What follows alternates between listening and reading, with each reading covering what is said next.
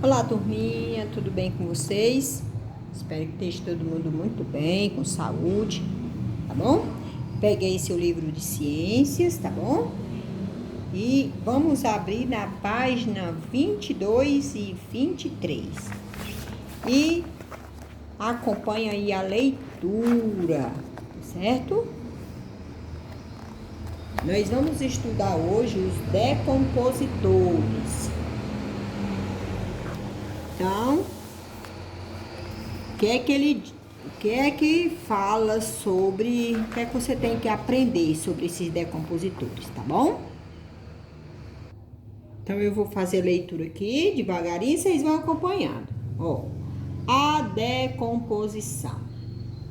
Se eu tirar o de, fica composição, tá bom? E quando eu falo da matéria orgânica, o que é matéria orgânica? É o pão, é a fruta, é o feijão, é tudo que, se a gente deixar assim por muito tempo, de repente, quando você for olhar, se desmanchou, virou água.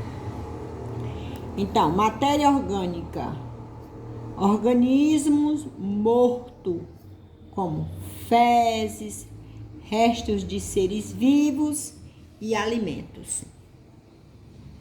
Então, tudo que tem um corpozinho mole, pode chamar de matéria orgânica. Então, quem são os decompositores da matéria orgânica? Bactérias e fungos. Também participa da importância do processo de decomposição da matéria orgânica. A decomposição é essencial aquilo que não pode deixar de existir para a manutenção da vida na Terra. Ou seja, se deixar de haver essa decomposição, a vida na Terra se torna um montoado de lixo. Imagine, tudo que tem vida, árvore, fezes, restos de animais, tudo lá, sem se decompor, né? Onde era que ia caber tanta coisa?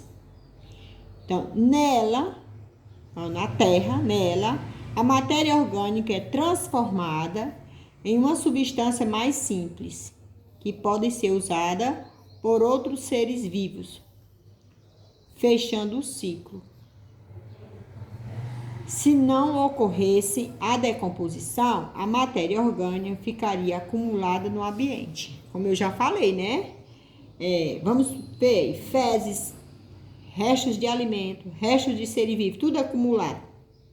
Então, olha como a natureza, ela é uma mãe mesmo, né? Como ela é sábia. Ela criou aqui as bactérias e os fungos para decompor as fezes, os restos de alimento e tudo mais. E esses alimentos, esses restos, né, misturados com a terra, formam um adubo para as plantas, né?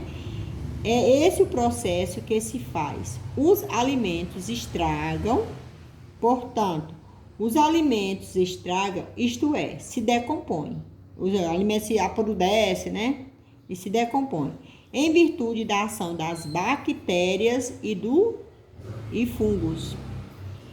Que seres? As bactérias e os fungos precisam de água e alimento para se desenvolver. Quem é que precisa de água e alimento para se desenvolver? Os fungos e as bactérias.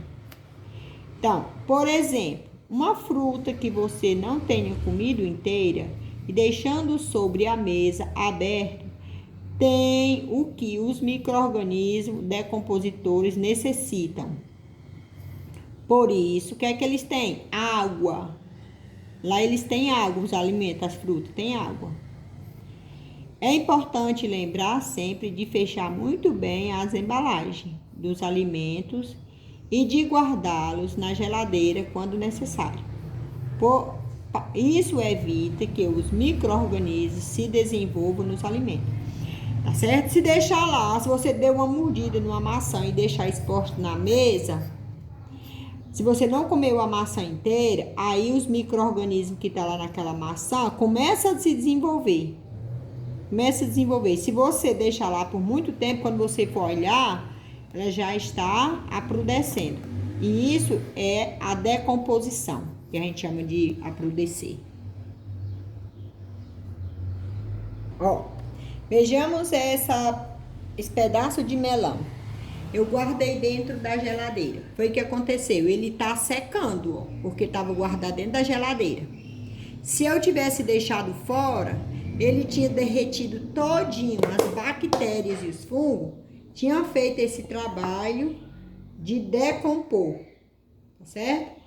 Veja que esse pedaço de batata, ó, tudo que você tá vendo aqui é fungo, ó, tá certo? Os fungos. E esses fungos, se eu deixar esse aqui fora da geladeira, eles vão se decompor mais rapidamente. Na geladeira, ela vai demorar mais tempo. Então, você pode observar aí na sua casa essas ações das bactérias e dos fungos em alimentos. Veja aqui nessa cenoura o tanto de fungo que tem, né? O fungo vai decompor, né? Os fungos e a bactéria. O pão eu deixei dentro da geladeira. Ó, como ele tá dentro da geladeira, ele ficou bem durinho, ó. Mas se eu tivesse deixado fora, ele tava já cheio de fungo. Olha aqui o limão, como é que ficou, ó. Ó, os fungos, né? Já atingindo ele, causando o processo de decomposição. Ele vai simplesmente se desaparecer, misturar com a terra e formar um adubo. Agora vamos falar da conservação dos alimentos. As geladeiras, tais como as conhecemos, começaram a ser comercializadas no início do século XX. Elas propiciam um ambiente mais frio que dificulta o desenvolvimento dos micro-organismos decompositores. Ó, dificulta. Isso não quer dizer que está na geladeira que não vai ter a decomposição, não. Vai sim, só que com mais dificuldade. Com isso, os alimentos resfriados se conservam por mais tempo. Mas, como seres humanos evitavam a decomposição dos alimentos antes da geladeira, que era que esses seres humanos faziam? Desde os tempos pré-históricos, antes de existir a geladeira, as pessoas perceberam que alguns procedimentos conservavam os alimentos por mais tempo. Que procedimento era esse? Então, retirar a água do alimento, ou seja, desidratar o alimento. Ferver o alimento, salgar, adoçar, congelar e colocar os alimentos em vinagre ou em azeite, são alguns exemplos. Os nossos pais, minha mãe, a gente não tinha geladeira, o que é que a gente fazia quando matava um porco? Que a gente matava um porco que morava no sítio, salgava a carne do porco todinha e colocava no sol para sair a sal que a gente chamava salmoura, e aí depois colocava em cima num varal, acima do fogão a lenha. E aí ficava lá conservado. Esses procedimentos transformam os alimentos, tornando-o menos adequado para a multiplicação de bactérias e fungos. Com isso, desaceleram o processo de decomposição. Então aqui, carne de sol é um alimento tradicional brasileiro. Ela é salgada e desidratada. Aqui, as frutas na geladeira se conservavam por mais tempo, pois estão adoçadas. Então, adoçou as frutas e colocou. Então, aqui vem a atividade. Essa atividade aqui é para vocês mandarem um áudio lá para a professora. Depois que você leu, compreendeu, você manda um áudio. Aqui é para conversar. Pensando no micro-organismo, pensando no que os micro-organismos precisam para sobreviver. Explique com suas palavras por que alimentos desidratados se conservam por mais tempo. Então, vejam que lá nessa página aqui, a gente leu que os micro-organismos, para sobreviver, eles precisam de quê? precisam de água. E o alimento desidratado não tem água para as bactérias, né? Por isso que elas não se desenvolvem. Aí eles vão secar. Você já consumiu algum alimento que passou por alguma das técnicas de conservação? Cite o exemplo. Se sim, quais? Né? Eu já disse para você que a gente comia carne passado muito tempo, onde conservava com sal. Hoje a gente usa os alimentos conservados na geladeira, né? E os alimentos que a gente usa lá no mercado, que é aqueles que vêm enlatados, por que eles não criam fungos e bactérias? Né? Então, aqueles foi colocado algum conservante lá para eles não apodrecerem. Por isso que aqueles alimentos não são saudáveis para o nosso organismo. Tem que comer alimento fresco. Nessa página 24 e na página 25, vocês vão dizer o que vocês aprenderam desta unidade, porque na próxima aula já vai ser a unidade 2. Então, fechamos o assunto sobre micro-organismo. O que é que eu aprendi sobre micro-organismo? Será que eu aprendi alguma coisa? Vamos recapitular. Na página 10, eu aprendi que o microscópio moderno, no detalhe, o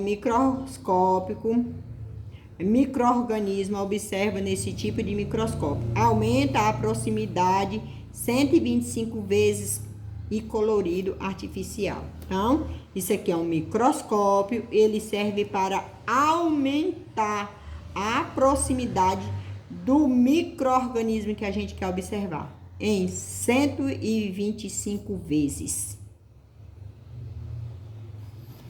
Os microscópios são aparelhos compostos de lentes de aumento, como as das lupas. Eles formam imagens maiores do que os objetos observados, certo?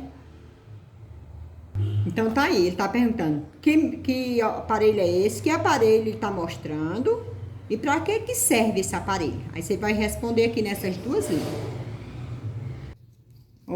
Júlia estava brincando no quintal de sua casa quando seus pais chamaram para almoçar. Circule a imagem que mostra o que ela deveria fazer antes de se sentar na mesa. Pronto. Antes de sentar na mesa, o que é que a gente tem que fazer? Muito bem. Lavar as mãos, né?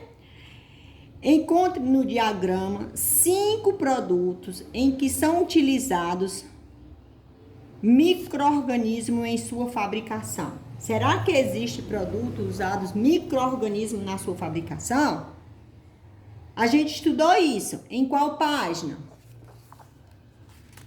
Vamos ver. Olha aqui, produção de alimentos, Há milhares de anos, os seres vêm usando micro-organismos para a produção de alimentos, tais como pão, queijo, iogurte, tá certo? E também usado na fabricação de álcool, que é o etanol, e também na fabricação de vacinas e antibiótico, né? Veja que uma bactéria é um micro-organismo e ela é utilizada na fabricação do antibiótico, tá? A vacina também, ela é produzida através de um micro-organismo. Não, algumas vacinas são compostas de vírus causadores de doença, enfraquecidos, os vírus enfraquecidos, que serão introduzidos em nosso corpo, produzindo uma reação que fortalece as nossas defesas naturais. E nessa página aqui, 18 e 19, a gente tem uma fabricação de iogurte caseiro, que é produzida através de um micro-organismo. Nessa página, na questão 5, sim, aí você vai encontrar aqui a palavra, antibiótico, vacina, iogurte, pão, queijo. Então, vocês têm que prestar atenção nisso aí. Imagine que ao acessar um blog sobre ecologia, você lê uma frase que afirma que a Amazônia é o pulmão do mundo. Com essa frase, o autor quer dizer que a floresta amazônica é a grande responsável pela quantidade de gás oxigênio na atmosfera do nosso planeta. Escreva uma mensagem que você enviaria ao autor do blog para explicar a ele que essa frase está errada. Então, você vai lá na página 20 e a gente leu bem aqui, ó. Durante algum tempo, acreditou-se que as grandes florestas eram responsáveis pela manutenção da quantidade de oxigênio no planeta. Muitos afirmavam que a Amazônia era o pulmão do mundo. Hoje sabemos que o principal responsável são as águas. Então, o principal responsável pela produção do oxigênio, do gás oxigênio, que é o ar que nós respiramos, sem o oxigênio a gente morre. É as águas marinhas, são as águas marinhas. Quem é responsável, quem são responsáveis pela produção do oxigênio? Tá certo? As águas marinhas. Olha aqui, ó. Atualmente sabe-se que o verdadeiro pulmão do mundo são as algas marinhas, tá bom? Tá certo? Então, pulmão do mundo é a principal responsável pela manutenção da quantidade de oxigênio no planeta. De novo, oxigênio é o gás que nós respiramos. Quando a pessoa está com falta de ar, vai lá para o hospital. E aí eles colocam oxigênio dentro do pulmão da gente. Então, espero que vocês assistam esse vídeo, se dedicando bastante à compreensão. Se não entender da primeira vez, assista mais outra vez. E se esforce para adquirir esse conhecimento. Aprender só depende de você agora. Um abraço, até o próximo vídeo, aula de ciência.